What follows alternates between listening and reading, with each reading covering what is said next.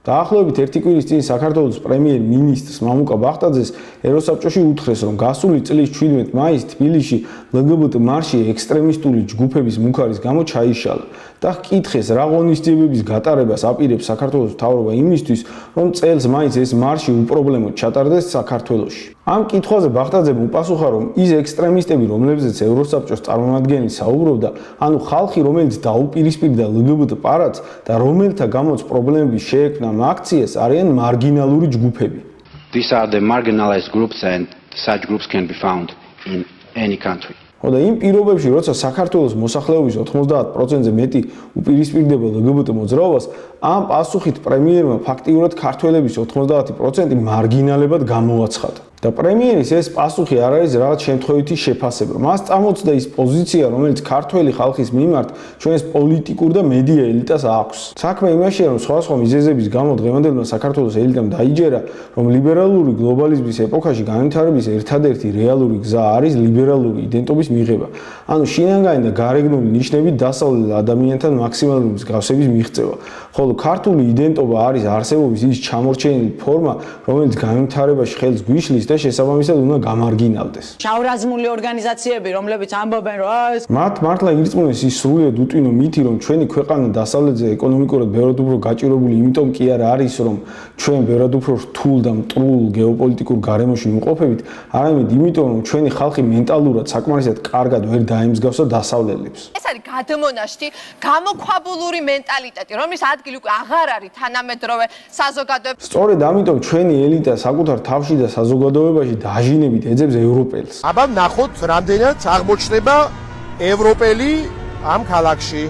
და ეს პროცესი უკვე 10 წლეულებია გრძელდება. მე ვარ ქართველი და მაშასა და მე ვარ ევროპელი. და ამავე დროს ისეთი მონდომებით ცდილობს საკუთარ საზოგადოებაში ამხილოს და მარგინალურად გამოაცხადოს ქართული იდენტობა, რომ მას უკვე საქილიკო სალანძღავი ფორმა მოუგონა და გრუზინით მოიხსენიებს. ჩემთვის ის გრუზინია. ერთი სიტყვით ჩვენ ცხოვრობთ სისტემაში, სადაც ელიტა თulis, რომ ქართველობა უნდა ტეხავდეს და რაც უფრო ხმამაღლა და გამეტებით გამოთქვა ამ პოზიციას, მით მეტი გაქვს შანსი, რომ წამყვანი მედიები ეთერს მოგცემენ და ამის ძალით მოასმენებენ შენ ხმას მოსახლეობას. ქართველობა ტეხავს. კუკური ბარამიძე, იგივე დომენიკო მანგო.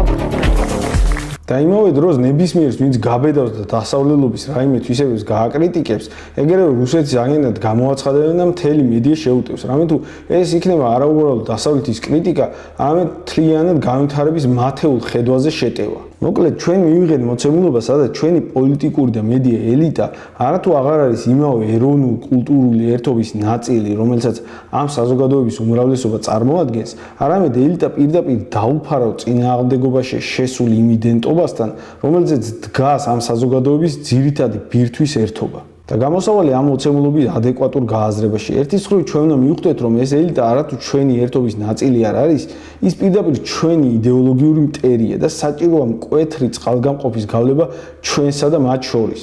და მეორე, საზოგადოებამ უნდა გააცნობიეროს იმ მითის იდიოტურობა, რომელზეც ამ ელიტის მსოფლმხედველობა დგას. დასავლეთი მდიდარია არა იმიტომ, რომ მას რაღაც ლიბერალური მენტალობა აქვს, რომელიც გამდიდრებას ხელს უწყობს, არამედ იმიტომ, რომ დასავლეთს და პირველ რიგში ამერიკას სოფლიოში ყველაზე ხელსაყრელი გეოპოლიტიკური მდგომარეობა აქვს. მათ უბრალოდ გაუმართლად გეოგრაფიაში ცხოვრობენ ისეთ ტერიტორიაზე, სადაც წარმოება, ვაჭრობა და თავდაცვა ყველაზე ადვილი და ხელსაყრელია. ჩვენ კი ცხოვრობთ იმ სივრცეში, რომელიც ყოველი მხრიდან მტრებით არის გარშემორტყმული. ამის ყოველ 10 წელიწადში მორიგი შემოსევის მოლოდინში ვართ. შესაბამისად, ვაჭრობა არასტაბილურია, მსხვილი ინვესტიციების ჩადებას კი ყველა ერიდება, რადგან მორიგი შემოსევისგან მათი დაცვის გარანტიებს ვერავინ დადებს. ეს არის ჩვენი ეკონომიკური ჩამორჩევის რეალური მიზეზი და არა ის, რომ თქვა ჩვენა გეი პარადების ჩატარებას ან რავის სკოლებში სქესობრივი აღზრდის გაკვეთილებს ვეწინააღმდეგებით. პირიქით, ბოლო 10 წლეულებმა აჩვენა, რომ ლიბერალიზმი განვითარებისთვის შემაფერხებელი ფაქტორია.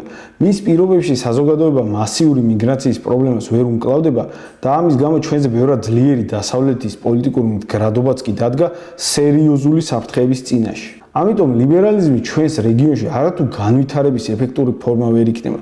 აქ ჩვენ მაგივრად შვედური ან გერმანული გამოგენდერებული ფემინიზებული საზოგადოება რომ ჩაასახლო, მას სულ რამდენიმე წელიწადში გადაუვლიან სამეზობლოდან წამოსული მიგრანტები და ასეთი საზოგადოება ძალიან ცოტა ხანს შეძლებს არსებობას. შესაბამისად, ჩვენ თუ მართლა განვითარება გვინდა, უნდა შევუერთდეთ იმ გლობალურ ტრენდს, რომელიც დასავლეთით იკრებს ძალას. ანუ უნდა გავაცნობიეროთ, რომ ლიბერალურ იდეოლოგიას თავდაცვის უნარი არ გააჩნია და შესაბამისად ლიბერალობა უნდა ტრეხავდეს. ხოლო თავდაცვის და შესაბამისად განვითარების საუკეთესო გზაა ეთნო-რელიგიური იდენტობა. ჩვენ შემთხვევაში ქართველობა და ქრისტიანობა. ამიტომ ქართული და ქრისტიანული იდენტობები უნდა გაძლიერდეს.